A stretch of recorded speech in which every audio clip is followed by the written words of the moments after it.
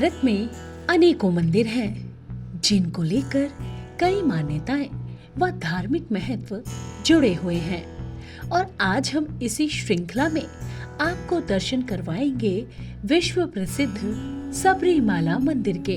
यह मंदिर भगवान अयप्पा को समर्पित है। यह मंदिर केरल में पठनमथिट्टा जिले के पश्चिमी घाटी पर संरक्षित वन क्षेत्र में स्थित है। यह मंदिर 18 पहाड़ियों से घिरे समुद्र तल से 1574 फीट की ऊंचाई पर स्थित है। इस मंदिर में हर दिन लाखों की संख्या में लोग दर्शन करने के लिए आते हैं। चलिए अब हम जानते हैं कि कौन थे अयप्पा। अयप्पा को हरिहर पुत्र कहा जाता है, यानी भगवान विष्णु और भगवान शिव के पुत्र। इसको लेकर कथा प्रचलित है। धार्मिक मान्यताओं के अनुसार समुद्र मंथन के दौरान भोलेनाथ भगवान विष्णु के मोहिनी रूप पर मोहित हो गए थे और इसी के प्रभाव से सस्तव नाम के एक बच्चे का जन्म हुआ, जिन्हें दक्षिण भारत में अयप्पा कहा गया। रामायण, महाभागवत के अष्टम स्कंद और स्कंद पुराण में शिशु शास्ता के बारे में लिखा गया है, जिन्हें मोहिनी और भगवान शिव का बेटा कहा जाता है। कहा जाता है कि अयप्पा उन्हीं के अवतार हैं। इन्हें हरिहर पुत्र अयप्पन, शास्ता, मणिकांता के नाम से भी जाना जाता है, जिसे उन्होंने पंपा नदी के तट पर छोड़ दिया था। इस दौरान राजा राजशेखरा ने उन्हें 12 सालों तक पाला। बाद में भगवान अयप्पा को यह सब अच्छा नहीं लगा और उन्होंने वैराग्य जीवन अपना लिया। कुछ पुराणों में अयप्पा स्वामी को शास्ता का अवतार माना जाता है। सबरीमाला अयप्पा के मंदिर को लेकर आज भी यह प्रथा है कि हर साल मकर संक्रांति के अवसर पर पंडालम राजमहल से अयप्पा के आभूषणों को संदूक में रखकर एक भव्य शोभा यात्रा निकाली जाती है, जो 90 किलोमीटर की यात्रा तय करके 3 दिन में सबरीमाला पहुंचती है। कहा जाता है इसी दिन यहाँ एक निराली घटना होती है। पहाड़ी की कांतामाला चोटी पर असाधारण चमक वाली ज्योति दिखलाई देती है। इस ज्योति के दर्शन के लिए दुनिया भर से करोड़ों श्रद्धालु हर साल यहाँ आते हैं। बताया जाता है कि जब जब ये रोशनी दिखाई देती है, इसके साथ शोर भी सुनाई देता है। भक्त मानते हैं कि यह देव ज्योति है और भगवान इसे जलाते हैं। मंदिर के पुजारियों के अनुसार मकर माह के पहले दिन आकाश में दिखने वाले एक खास तारा मकर ज्योति है।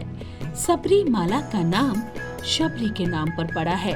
वही शबरी जिसने भगवान राम को अपने जूठे फल खिलाए थे और भगवान राम ने उसे नवदा भक्ति का उपदेश दिया था।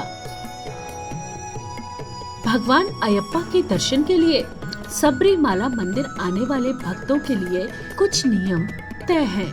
उन्हें सिर पर इरुमुड़ी, एक खास तरह की पोटली रखकर आना होता है। यह पोटली 2 हिस्सों में बांधी जाती है। एक तरफ पूजा की सामग्री और दूसरी तरफ भक्तों के निजी इस्तेमाल का सामान होता है।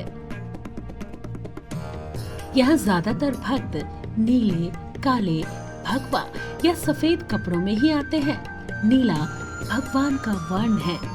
काले कपड़े शनि दोष को दूर करने के लिए पहने जाते हैं। वहीं भगवा और सफेद रंग धार्मिक माने जाते हैं।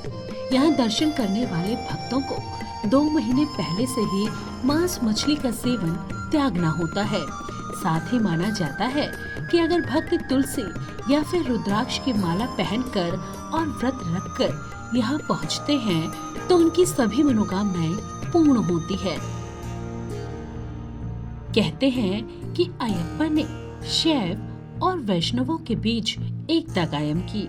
उन्होंने अपने लक्ष्य को पूरा किया था और सबरीमाल में उन्हें दिव्य ज्ञान की प्राप्ति हुई थी।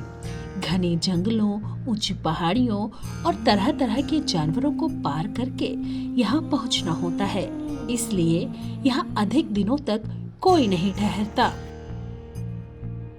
यहाँ आने का एक खास मौसम और समय होता है।